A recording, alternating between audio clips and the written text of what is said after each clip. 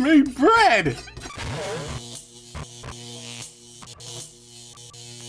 I've always wanted to have fresh homemade bread whenever I want. Nice and hot, nice and warm, that nice aroma that comes from it, all of that. But you know, it's a bit of a hassle to try to make it from scratch. And you know what? Bread's not actually that expensive. I could go to the store and get a loaf for $1. So I was like, seems like a waste of time. So then I was like, yo, there's bread makers, but in my mind, I never knew how bread makers worked. And I was like, okay, I guess it's gonna do some of the work, but I still have to do a lot of the work myself. So why would I want that? It seems like a waste of money considering bread is $1. But upon further research, it turns out bread makers basically do everything when it comes to bread making. So right here, I finally got a bread maker, and this one, it seems like it checks a lot of boxes, although to be fair, I've never actually used one or anything, so maybe it's not as good as I think it is, but I'm assuming it's gonna be super easy to make some bread whenever I want.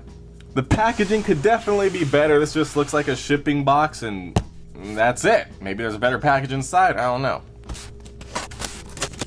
There's no better box on the inside.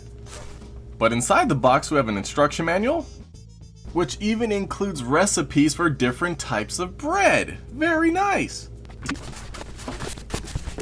Whew, wow, here we go. This looks very nice. It's a nice stainless steel design, very fancy. It's got 25 different bread modes, although they're not all bread. Like, for example, we have rice wine, yogurt, jam, defrost, stir fry. Like, there's a bunch of different things here. But up top, as you can see, all the different types of bread, including cake, rice bread, cornbread, a personal favorite of mine, brown bread, porridge. Huh. Okay, so this is more than just a bread machine, I guess. Ooh, that's nice. Also inside it actually came with some measuring cups to make things as easy as possible. And seriously, taking a look on the inside, like, this is pretty cool. So this is the actual pan. There we go, you twist it to unlock it. You can pull this out, and this is what the bread's actually gonna be made in. So this can actually support 1, 1.5, and 2 pound loaves of bread. Very cool. So as you can see down here on the bottom is the locking design that locks it into place. Up top we have the handle here, and remember when you take this out of the bread maker, the entire thing's gonna be really hot, so make sure you use pot holders or something, because you don't want to grab this by your hand because it just made some hot bread. Now if we take a look on the inside, you can see the coils that are gonna heat up and actually do all the cooking, and yeah, it looks easy and complicated at the same time. I'm really not sure where to start with this thing. But we do have a bunch of stainless steel buttons here. We have menu, color, rice bread, time plus, time minus, weight, homemade, dough, and start and pause and stop. Along with a nice screen here so you can see what's going on. So I was checking out some information on bread makers in preparation of making my first loaf, and from what I saw, you basically just dump all the ingredients in here. You don't have to mix them, you don't have to do anything. You load it in here, close it, turn it on, and it makes bread in 2 to 5 hours, or, you know, depending on how long your certain bread recipe takes. So that seems a little bit too easy. I don't believe it's so easy, so I'm really curious if it's actually that easy. So I'm taking a look at these instructions. It says to use the bread pan handle and put the thing in there, put the kneading paddle on the drive shaft inside the bread pan, add the ingredients in the exact order that it says, always put in the yeast in last, make a small indentation on the top of the flour with the finger and add the yeast into the indentation and make sure it doesn't come in contact with salt and, oh, so it's supposed to be separated from the wet ingredients. That's weird. I'm pretty sure in the recipe that I saw they put the dry stuff first and they didn't really care what order it was in. Huh, I guess it might depend. Guess we'll find out if it's foolproof. Okay, so if I have the kneading paddle in there, do I have to take it out before it cooks? There's also all these other things like a delayed timer and a keep warm setting, so this thing has a bunch of different functions here, and you know, it's gonna take some trial and error to figure out exactly how to use this to its potential. I'm thinking it's pretty easy based on what I've read. I mean, it doesn't make sense to have this in there to mix it, but if it's in here, I mean, I guess there'll just be a hole in the bottom of the bread if I leave it, right? Now, I don't know about you, but one of my favorite all-time moments in life is heading to the grocery store, grabbing one of those hot and fresh French bread loaves for $1 right out of the warmer and start eating that thing right then and there. So, I thought, why not make my first bread an amazing French bread loaf? So the recipe I'm using is for a 1.5 pound loaf, and it looks like it's gonna be really simple. Fingers crossed it actually works. So right now I already have the water and canola oil inside of here. Make sure the water's warm because that will make a difference. Over here I have all the dry ingredients already mixed together, you know, to save time. Got the flour, salt, sugar, all that good stuff. Just gonna dump it in. Whew. Probably best to do this in the kitchen, but you know, gotta do it for you guys. And then as you can see, all the liquid's at the bottom, just like it said. The recipe doesn't really say what order to do everything. It just says to throw it in here based on the manufacturer's recommendation. So it said liquid first, and then dry stuff, and then the yeast inside a little hole in the top. I'm gonna just dump it in though. We actually need 2 teaspoons of this stuff. So we're gonna measure that out real quick. See, I didn't do everything without you guys. Ooh, it's alive. Good thing we got a measuring cup here. This is kind of creepy. This stuff's alive, like it's a living organism. Just dump it right there, and one more. This is a science. You want to have the ingredients as close to exact as possible. Here we go, 2 teaspoons. Yikes, I missed a step. Uh-oh, this might go horribly wrong. See, we're gonna actually see if this is foolproof because I forgot to put this thing in here. Yikes, so I gotta try not to let the yeast touch the liquid. There we go, we just put it on the little groove in here. There we go, it's in there, and yikes, it's already turning doughy. See, you guys, we're gonna see if this actually still works when I already messed up. Jeez, it's already turning into bread on my hands. It would also probably help if I plug this thing in. There we go, we got some power, guys. You can see the screen lit up, very cool. It's defaulted to 750 grams, which is a 1.5 pound loaf, which is perfect because that's what we're using. I'm gonna open up the top here, get this placed inside. We're gonna twist it and lock it. Just gotta line it up. There, line it up, twist and lock. As you can see, it is locked in there very securely. We're gonna close the top. Oh, that's cool, you can see inside of what's going on. And then over here on the display, we're gonna switch our settings up. We're gonna go to menu. Uh-oh, do I have to really go through all of them? I already passed it. As you can see, French bread is number 2, and we're on number 2.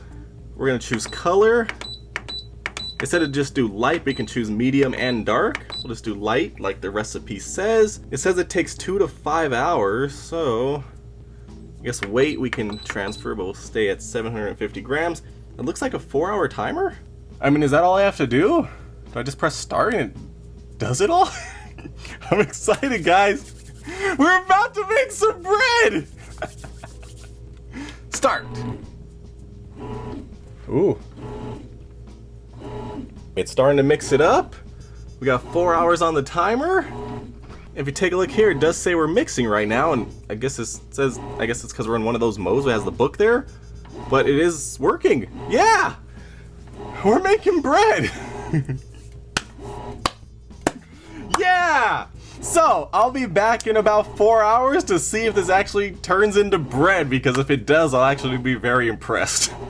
Quick update, it's been about 4 minutes and it is now mixing it a lot faster, and the top is a little bit foggy from the flour, but as you can see, we're making bread. Back again with another update. It's been about 10 minutes and now, as you can see by the logo on the screen, it is resting and allowing the dough to rise, and it does already smell like bread, and it didn't even start cooking, so this is pretty cool. All right guys, back with another update. It's been 48 minutes, it's resting for the 3rd time, and now we have a ball of dough. All right, so it's been about 4 hours and the bread is officially finished. The room smells like bread. Now, I haven't looked at it yet. I'm kind of excited though to see what we got. I got my knife and my butter and my cutting board ready. Got a remote control for some reason. We don't need that. And I got an oven mitt. So let's open the top and see what we got. Huh. Okay, so this doesn't look like bread, but it looks like mashed potatoes. Oh, it actually is hot too. Let me unlock this thing. Look at my bread. Jeez, do I need 2 of these? Look at my bread. Hold up. 4 hours? That's weird. You know, it's hard like bread. Maybe it just looks weird for some reason. Maybe it tastes amazing. I don't know. We'll find out. Maybe I should have let it crisp a little more, but it still would have looked like this. I don't know why the shape's so off. Like, I mean, does this look like a loaf of bread to anybody?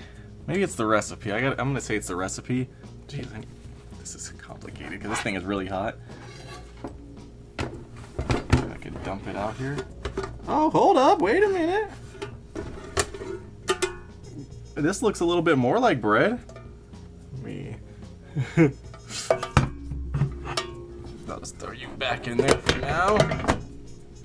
I mean, to be fair, when you flip it over, it looks more like bread. I'm just not sure why it's not completely smooth and everything. But you know what? This might actually be amazing because you know, like some of the worst looking foods taste the best. You like my bread? Maybe. I mean, this side, it looks raw, but I mean, it's hard, it's cooked. So I think it's just the way it ended up settling. So, I mean, it feels like a loaf of bread. It cuts like a loaf of bread. Sounds like a loaf of bread. Hold on. Is it? I mean, it looks like bread inside. It's not pretty. But, oh, wait a minute. This might actually be amazing. I was kind of joking at first, but no, I was kind of serious.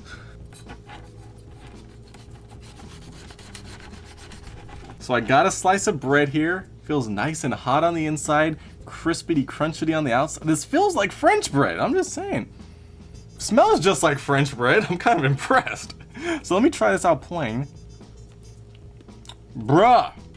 Tastes like French bread. Oh my god, no way. I'm not sure why it looks like that. This is French bread. Let me get some butter here. I made bread!